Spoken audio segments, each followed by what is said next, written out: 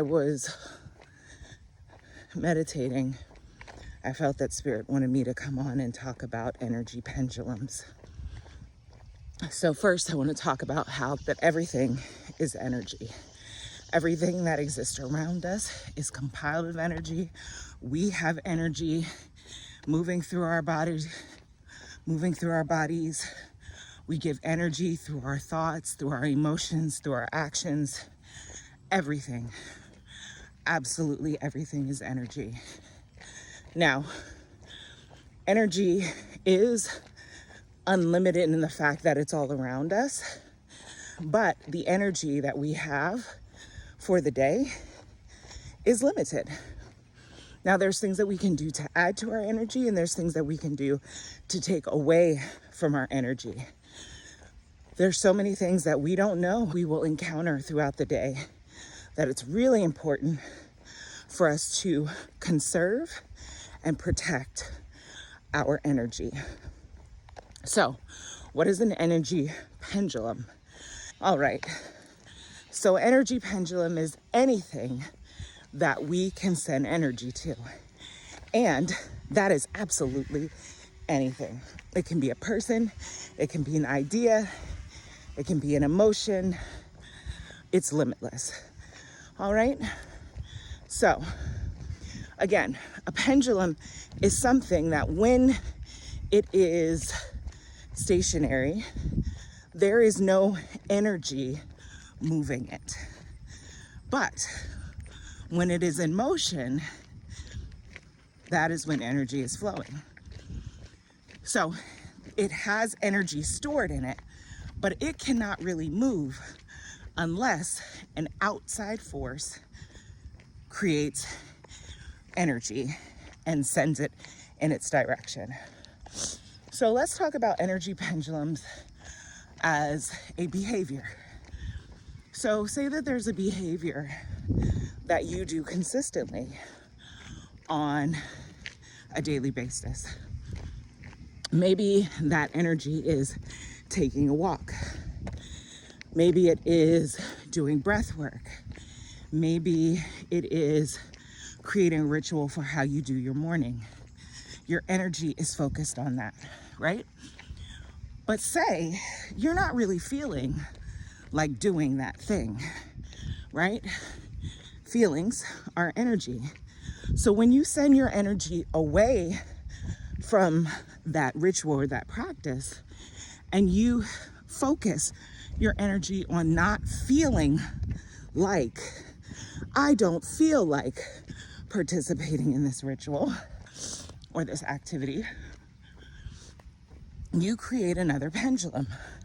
The pendulum is on not feeling like doing the thing.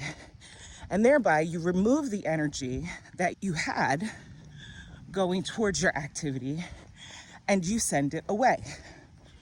Let's say, for example, there's a person who's creating a great deal of frustration in your life. Frustration is an energy.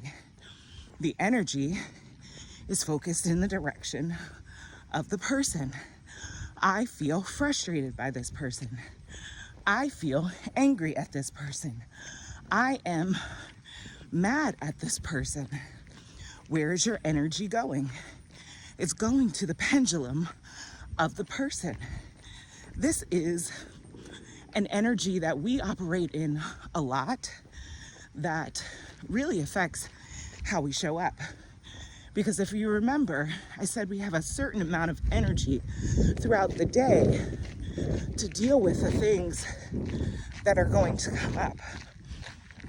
But if we're focused on a previous action of that person that made us frustrated or angry, we are actually sending our much needed resource of energy in the direction of the person that we're frustrated with.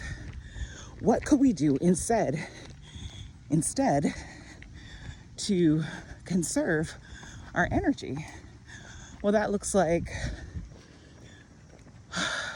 focusing on something that is wanted. So in this instance, the behavior of that person is unwanted, undesired, frustratable, right? But the longer that we focus on that, we're actually focusing on what is unwanted, and we are giving our energy there. What we could do instead is focus on what is wanted. I desire to feel at peace.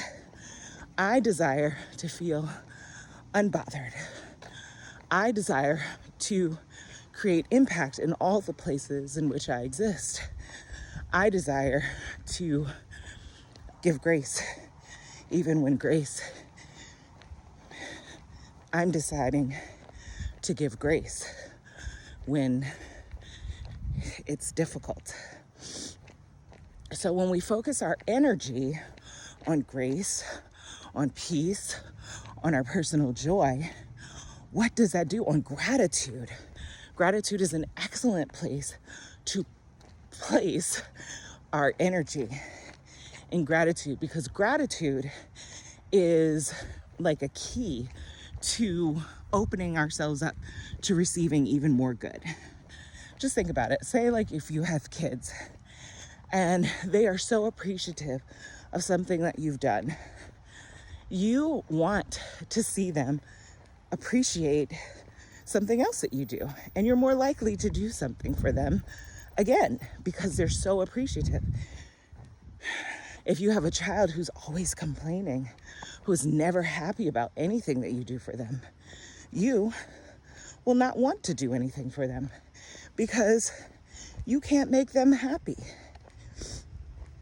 So when we focus on gratitude instead of the frustration, we actually conserve our energy. And not only do we conserve our energy because we're not sending it out, we are actually giving ourselves energy. We are actually feeding ourselves and our bodies and our minds with much needed fuel to help us, that supports us in all the challenges that we'll face any given day. So, why am I saying this?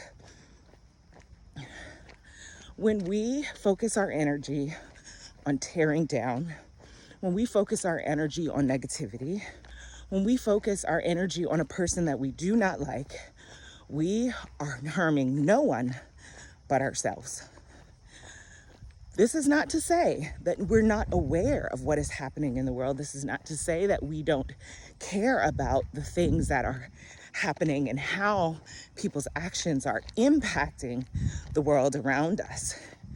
But it means that we have to go into a different type of practice. This is something that we practice as humans all of the time.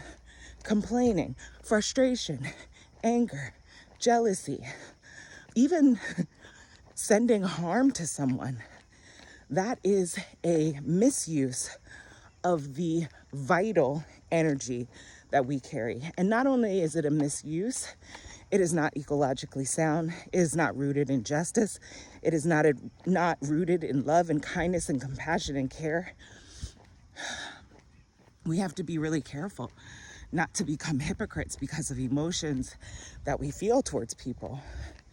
So instead of sending energy and thoughts and emotions towards the downfall of someone, let us be building up.